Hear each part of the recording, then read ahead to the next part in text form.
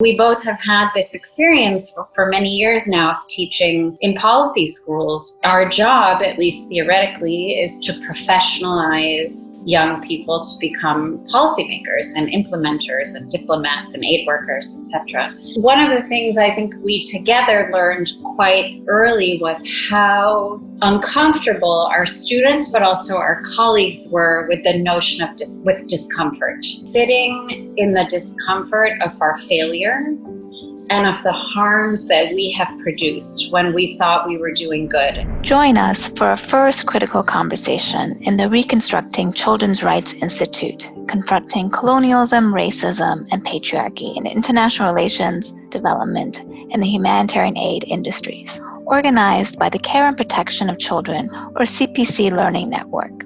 In this conversation, we will learn from Dr. Nimmi Gowrinathan and Dr. Dipali Mukhopadhya. We are acknowledging inherent power imbalances in whiteness in international aid.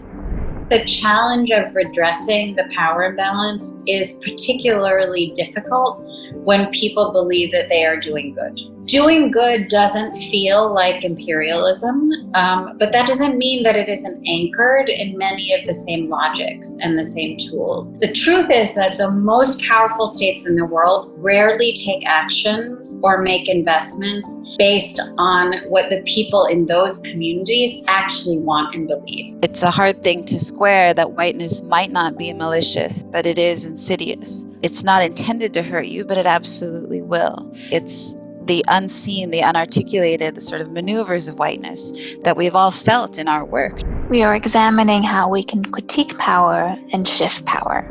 In my study of the female fighter, and I think my time in the aid world and the policy world, it's sort of this overlap of the colonial underpinnings of a version of white feminism that I come up against most starkly. In the spaces that I work, white feminist money has more power than the U.S. government, right? Than the USAID in the lives of the women that I work with. So I absolutely have a right to critique them. The way to begin to really dismantle some of this is to just really sit with how unbelievably bad we as a collective have been at thinking about these questions, at addressing these problems and challenges, and most fundamentally at not taking responsibility for our part. And perhaps, I think the way of thinking about that is that perhaps the solutions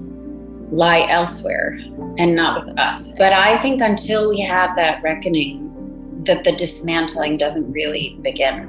We are examining how to bring political framing into the children's rights and child protection field. The construction of vulnerability is a construction with which Western interveners are very comfortable. And that the idea that there are those out there who need to be protected, who need to be saved, often from their own cultures, their own families, that idea has existed vis-a-vis adults who are brown and black. At what point is a distinctive political identity emerging for them, right? Political consciousness. My concern remains that when you construct a woman or a child as a sexualized victim, you're not able to see her as a political actor. Right? You don't expect political action from this figure. And we are exploring how to expand our political imagination and create a community of rebellion. You do see a new form of rebellion. For me, that's important to be able to cultivate that rebellion amongst people who are receiving money, cultivating a conscious resistance. Every decision we make about who we hire, who we publish, whose work we assign on a syllabus, whose projects we fund, every single one of those decisions is a political act that holds the possibility of reapportioning power and privilege in new terms and doing the work of, as you put it, redress. The reality is that to rebel in these spaces, whether it's an NGO or the UN or the State Department, is a kind of lonely endeavor. Particularly for young women, I would urge you not to be sort of put off by the risks of rebellion, but to know that as soon as you make that first step, you are going to be held in community by other women. Visit the Reconstructing Children's Rights Institute website to join the entire series seeking to dismantle unjust systems.